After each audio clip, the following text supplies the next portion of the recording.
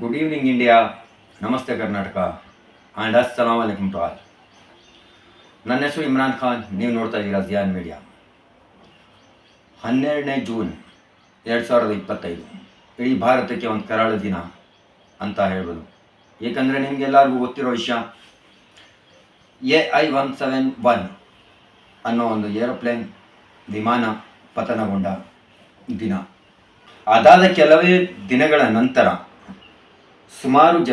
ಸುಮಾರು ಸಂಶಯಾಸ್ಪದ ಪೋಸ್ಟ್ಗಳನ್ನು, ನ್ಯೂಸ್ಗಳನ್ನು ಫೇಸ್ಬುಕ್ ಮತ್ತು ಇತರೆ ಸಾಮಾಜಿಕ ಜಾಲತಾಣಗಳಲ್ಲಿ ಆಗ್ತಾ ಇರೋದನ್ನು ನೀವು ನೋಡ್ಬೋದು.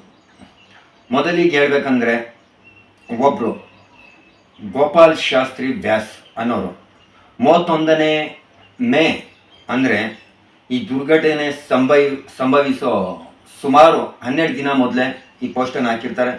आ पोस्टल हीगिरुत्ते। 7 जून के बाद भारत में सहित कई देश में प्लेन क्रैश होंगी, कई घटनाएं होंगी ऐसे कि देश भारत, अमेरिका, चीन, फ्रांस, यूके के बड़े और प्रसिद्ध व्यक्ति की मौत भी प्लेन दुर्घटना में या सामान्य रूप से होने से पूर्ण योग. ಇದನ್ನು ಕನ್ನಡದಲ್ಲಿ ಹೇಳೋದಾದರೆ, 7ನೇ ಜೂನ್ನ ನಂತರ ಭಾರತ ಸಹಿತ ಇತರ ದೇಶಗಳಲ್ಲೂ ವಿಮಾನ ಪತನದಂತಹ ಕೆಲವು ದುರ್ಘಟನೆಗಳು ಸಂಭವಿಸಬಹುದು. Bharat, America, China, France, UK ಅಂತಹ ದೇಶಗಳಿಗೆ ಸೇರಿದ ಗಣ್ಯ ಹಾಗೂ ಪ್ರಸಿದ್ಧ ವ್ಯಕ್ತಿಗಳ ಸಾಮಾನ್ಯ ಸಾವು ಅಥವಾ ಈ ಘಟನೆಗಳಿಂದಲೇ ಸಾವು ಸಂಭವಿಸುವ ಯೋಗವಿದೆ. ಎಲ್ಲರೂ ನೋಡಿರ್ಬೋದು, ಈ ಪೋಸ್ಟ್ ನಿಜ ಅಲ್ಲ, ಇದನ್ನು ಇವರು ಎಡಿಟ್ ಮಾಡಿ ಹಾಕಿರ್ತಾರೆ. ಸ್ನೇಹಿತರೆ, ನೀವು ಗಮನಿಸ್ತಾ ಇರ್ಬೋದು, ಇದು ನನ್ನದೇ ಆದ ಇನ್ಸ್ಟಾಗ್ರಾಮ್ ಖಾತೆ. ಇದರಲ್ಲಿ ಅಂದರೆ 23ನೇ ಜನವರಿಯಂದು ನಾನು ಒಂದು ಪೋಸ್ಟ್ ಹಾಕಿದ್ದೆ, ನೇತಾಜಿ ಸುಭಾಷ್ ಚಂದ್ರ ಬೋಸ್ ರವರ ಜಯಂತಿಯ ಪ್ರಯುಕ್ತ. ಆ ಪೋಸ್ಟಲ್ಲಿರೋದನ್ನು ನಾನು ಹೇಗೆ ಎಡಿಟ್ ಮಾಡ್ಕೋಬೋದು, ಯಾವ ರೀತಿ ಬೇಕಾದ್ರೂ ಬದಲಾಯಿಸ್ಕೋಬೋದು, ಅಕ್ಷರಗಳು ತಪ್ಪಾಕಿದ್ರೆ ಅದನ್ನು ತಿದ್ಕೋಬೋದು ಅನ್ನೋದನ್ನು ತೋರಿಸ್ತಾ ಇದ್ದೀನಿ. ಯಾವುದೇ ರೀತಿಯ ದಿನಾಂಕ ಇದರಲ್ಲಿ ಚೇಂಜ್ ಆಗಲ್ಲ, ಅಂದರೆ ಬದಲಾಗಲ್ಲ. ವಿಪರ್ಯಾಸ ಅಂದರೆ ಸಾವಿರಾರು ಜನ ನಂಬೋ ಜ್ಯೋತಿಷ್ಯನೇ ಇದನ್ನು ಎಡಿಟ್ ಮಾಡಿ ರೀಪೋಸ್ಟ್ ಮಾಡಿದ್ದು, ಅದು ತನ್ನ ಉಪಯೋಗಕ್ಕಾಗಿ, ಅದು ಕೂಡ ಇಂಥ ದುರ್ಘಟನೆಗಳ ಸಮಯದಲ್ಲಿ. ಮಿಡ್ ಡೇ ಅನ್ನೋ ದಿನಪತ್ರಿಕೆ ವಿಶ್ವ ತಂದೆಯರ ದಿನ ಆದ ಪ್ರಯುಕ್ತ 1-2-3 ದಿನ ಇತ್ತು ಅವಾಗ ತಂದೆಯರ ದಿನಕ್ಕೆ, ಅಂದರೆ ಫಾದರ್ಸ್ ಡೇ. ಮಕ್ಕಳಿಗೋಸ್ಕರ ಒಂದು ಸಂಚಿಕೆ ಹಾಕಿತ್ತು. ಆ ಮುಖಪುಟದಲ್ಲೇ ಇದನ್ನು ಮುದ್ರಿಸಲಾಗಿತ್ತು. ಆ ಸಂಚಿಕೆ ಪ್ರಕಾರ, ಆ ಪತ್ರಿಕೆ ಪ್ರಕಾರ ಇದು ಕೇವಲ ಕಾಲ್ಪನಿಕವಷ್ಟೇ. ಅವ್ರಿಗೆ ಯಾವುದು ಏನು ಇದ್ರ ಬಗ್ಗೆ ಸ್ವಲ್ಪವೂ ಕೂಡ ಐಡಿಯಾ ಇರಲಿಲ್ಲ, ಗೊತ್ತಿರಲಿಲ್ಲ. ಇದು ಕೇವಲ ಕಾಲ್ಪನಿಕ. ಅದು ಇಲ್ಲಿದೆ ನೋಡಿ. ಮಿಡ್ ಡೇ ಅನ್ನೋ ಪತ್ರಿಕೆ ವಿಶ್ವ ತಂದೆಯರ ದಿನಾಚರಣೆ ಅಂಗವಾಗಿ ಮಕ್ಕಳಿಗಾಗಿ ತನ್ನ ಮುಖಪುಟದಲ್ಲೇ ಒಂದು ಚಿತ್ರವನ್ನು ಪ್ರಕಟಿಸಿತ್ತು. ಅದರಲ್ಲಿ ಒಂದು ವಿಮಾನ ಒಂದು ಕಟ್ಟಡವನ್ನು ಸೀಳಿಕೊಂಡು ಬಂದಿತ್ತು. ಅಲ್ಲದೆ ಆ ವಿಮಾನದ ಮೇಲೂ ಕೂಡ ಏರ್ ಇಂಡಿಯಾ ಹೆಸರು ನಮೂದಿಸಲಾಗಿತ್ತು. ಆಶ್ಚರ್ಯವೆಂದರೆ ಆ ಪತ್ರಿಕೆ ದುರ್ಘಟನೆ ಆದ ಕೆಲವೇ ಗಂಟೆಗಳ ಮೊದಲೇ ಮುದ್ರಿಸಲಾಗಿತ್ತು.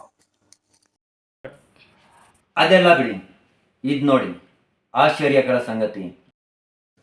ವಿಜಯ್ ರೂಪಾನಿ ಇವರು 2016ರಿಂದ 2021ರವರೆಗೆ ಗುಜರಾತ್ನ ಮುಖ್ಯಮಂತ್ರಿಯಾಗಿ ಸೇವೆ ಸಲ್ಲಿಸಿರುತ್ತಾರೆ.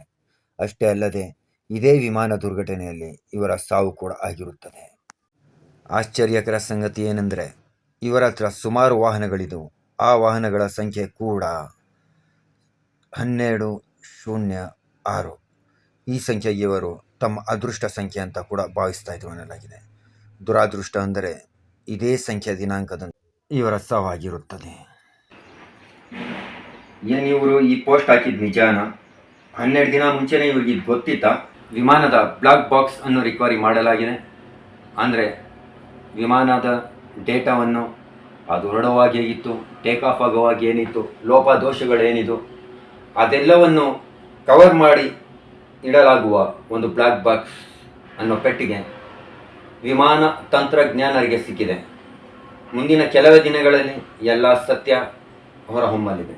ಆದರೆ ಇದು ಇವ್ರಿಗೆ ನಿಜವಾಗ್ಲೂ ಗೊತ್ತಿತ್ತಾ, ಇಲ್ಲ ವಿಮಾನದ ಏನಾದರೂ ಲೋಪದೋಷಗಳಿದ್ವಾ, ಪೈಲಟ್ನ ಏನಾದರೂ ಮಿಸ್ಟೇಕಾ, ಇಲ್ಲ ಸರ್ಕಾರದ ಹೊಣೆಯ, ಇಲ್ಲ ಬೋಯಿಂಗ್ ವಿಮಾನ ಸಂಸ್ಥೆಯ ನಿರ್ಲಕ್ಷ್ಯವೇ, ಏನಿದು ಇದರ ಸತ್ಯ ಅನ್ನೋದನ್ನು ನಿಮ್ಮ ಅನಿಸಿಕೆ ಅಭಿಪ್ರಾಯಗಳನ್ನು ಕಾಮೆಂಟ್ ಮುಖಾಂತರ ನೀವು ತಿಳಿಸ್ಬೋದು. ಜೈ ಹಿಂದ್, ಜೈ ಕರ್ನಾಟಕ ಮಾತೆ.